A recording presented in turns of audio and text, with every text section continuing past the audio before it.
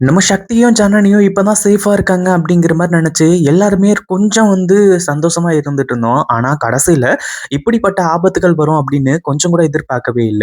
அதாவது ஆபத்து வந்த உடனே ஒரு இடத்துல போய் தஞ்சமானாங்க. அதுவும் இல்லாம அந்த பாட்டி உண்மையிலேயே நம்ம சக்தியையும், ஜனனியையும் ரொம்ப ஜாக்கிரதையா பார்த்துக்கிட்டாங்க. அதுவும் இல்லாம அந்த ரவுடிங்க விசாரிக்கும் போதும் கூட, அவங்கள எப்படியோ கன்வின்ஸ் பண்ணி, அதாவது அவங்கள சமாளிச்சு அங்கிருந்து அனுப்பிச்சு விட்டாங்க. உண்மையிலேயே அது எல்லாமே ரொம்பவே நல்ல விஷயம். இல்ல அப்படின்ற மாரி சொல்லவே முடியாது.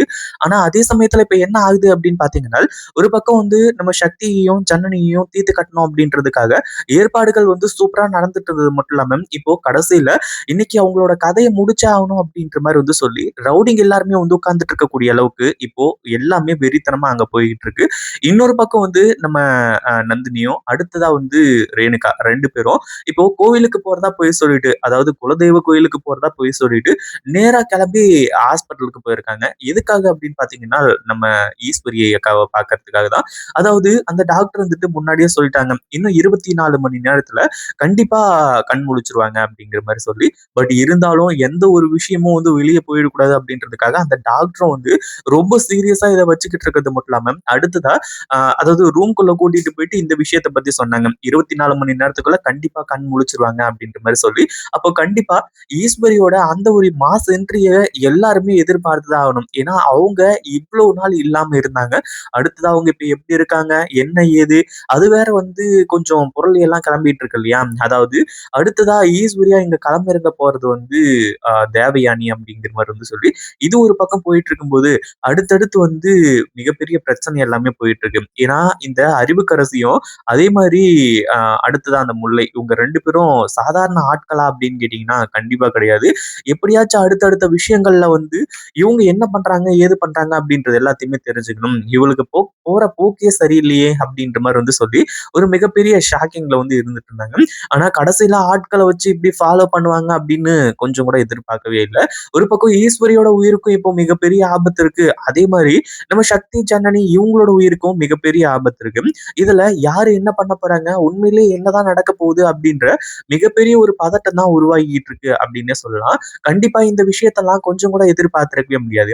அதுலயும் நம்ம சக்தி உண்மையிலேயே ஜனனிய நைட்டு ஃபுல்லா பார்த்துக்கிட்டாங்க அப்படின்ற மாரி அந்த பாட்டி சொன்னாங்க. அந்த ஒரு விஷயத்துலயும் சரி, முன்னாடியே சக்திய பத்தி நல்லாவே தெரியும். ஏன்னா சக்தி உண்மையிலேயே நம்ம ஜனனிய அவ்ளோ லவ் பண்ணிட்டு இருக்காங்க. அந்த அந்த ஒரு விஷயத்துல நம்ம ஜனனி எதையும் இது பண்ணவே முடியாது அப்படின்னே சொல்லலாம். இப்போ இங்கிருந்து கேஷுவலா கிளம்பணும் அப்படிங்கிற மாரி நெனச்ச நம்ம சக்தி, ஜனனிய அந்த ரவுடிங்க பார்த்துட்டு இப்போ ரவுடிங்க ஃபாலோ பண்ணிட்டு போயிட்டு இருக்காங்க. இதுல நம்ம ஜனனியோட தலையில அடிபட்டுருது. எப்படி அப்படின்னு பார்த்தா, இவங்க வேகமா போயிட்டு இருக்கிறதுல முன்னாடி அந்த இதுல இடிச்சு, அவங்க அப்படியே மயக்கம் போட்டுறாங்க. உண்மையிலேயே சக்திக்கு என்ன பண்றது? ஏது பண்றது? அப்படின்னு சொல்லிட்டு ஒண்ணுமே புரியல. ஏன்னா இது ஒரு மிகப்பெரிய கிரையிங் மொமெண்ட் மாரி தான் இருக்கு. ஏன்னா இப்போ நம்ம சக்தி எப்படியாச்சும் ஜனனிய அதாவது இங்கிருந்து தப்பிக்கணும். அதே சமயத்துல ஹாஸ்பிட்டலுக்கு போய் ஜனனிக்கு என்னாச்சு? ஏதாச்சுன்னு பார்க்கணும். ஏன்னா ஜனனி அங்கேயே மயக்கம் போட்டு விழுந்துட்டாங்க. இந்த அதிர்ச்சியில என்னாச்சு? உண்மையிலேயே அதாவது அவங்க நார்மலா ஒரு ஆளா இருந்திருந்தா கூட பிரச்சனையே கிடையாது. நம்ம ஜனனியோட வயித்துக்குள்ள ஒரு குழந்தை இருக்கு அப்படிங்கிறதுனால உண்மையிலேயே இது எல்லாத்தையுமே கொஞ்சம் யோசிச்சு பார்த்து தான் ஆகணும். அதுவும் இல்லாம என்ன பண்றதுன்னு தெரியாம தான் அப்படியே திரு திரு திருன்னு முழிச்சுட்டு இருக்காரு நம்ம சக்தி. பட் இருந்தாலும் எப்படியாச்சும் இங்கிருந்து தப்பிச்சிடலாம். எப்படி இருந்தாலும் நம்ம சக்தி இங்கிருந்து நம்ம ஜனனிய காப்பாத்துவாங்க அப்படிங்கிறதுல சந்தேகமே கிடையாது. ஆனா அதை விட ஒரு மிகப்பெரிய விஷயம் என்ன அப்படின்னு பாத்தீங்கன்னா, நம்ம சக்தி இங்க இந்த ரவுடிங்களை எதிர்த்து சண்டை போட போறாரு அப்படிங்கிறது தான். ஏன்னா இது இத்தோட முடிய போறது கிடையாது. இவங்களோட ஆட்டம் அப்படியே தொடர்ந்து போய்கிட்டே இருக்கு.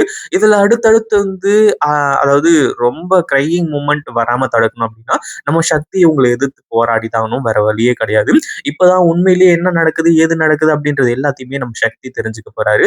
இத பத்தி நீங்க என்ன நினைக்கிறீங்க? அந்த வீடியோ புடிச்சிருந்தா லைக் பண்ணுங்க, ஷேர் பண்ணுங்க. இப்பதான் நம்ம சேனலுக்கு ஃபர்ஸ்ட் டைம் வரீங்க அப்படின்னா, கீழ இருக்க சப்ஸ்கிரைப் பட்டன பிரஸ் பண்ணிக்கோங்க.